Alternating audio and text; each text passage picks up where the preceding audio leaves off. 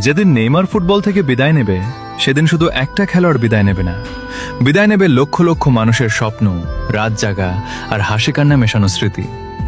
Brazil team support করে শুধু নেইমারের জন্য হয়তো সেদিন থেকে টিভির সামনে কেউ আর আগের মতো বসবে না। রাত 2টার ম্যাচ, যেখানে চোখে ঘুম কিন্তু মনে শুধু একটাই অপেক্ষা, আজ নেইমার কি ম্যাজিক দেখাবে। হয়তো কেউ আর সেই অপেক্ষায় থাকবে না। যে ছেলেটা ড্রিবল করে 3 থেকে 4 জনকে কাটিয়ে যেত, যে হাসি মুখে খেলতো, যে হারলেও কাঁদতো, জিতলেও কাঁদতো, সে একদিন চুপচাপ বলবে আমি আর খেলবো না। সেদিন তার ভক্তদের চোখে পানি থাকবে। কেউ হয়তো চুপচাপ স্ক্রিনের দিকে তাকিয়ে থাকবে, কেউ হয়তো ভিডিও রিওয়াইন্ড করে পুরনো গোল দেখবে, আর ভিতরে ভিতরে বুকটা ভেঙে যাবে।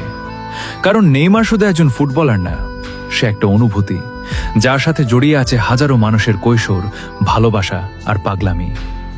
অনেকেই বলে নেইমারকে সবাই ভালোবাসে না, কিন্তু সত্যি বলতে যারা নেইমারকে ভালোবাসে না, হয়তো তারা ফুটবলের সেই সৌন্দর্যটাই পুরোপুরি বোঝে না।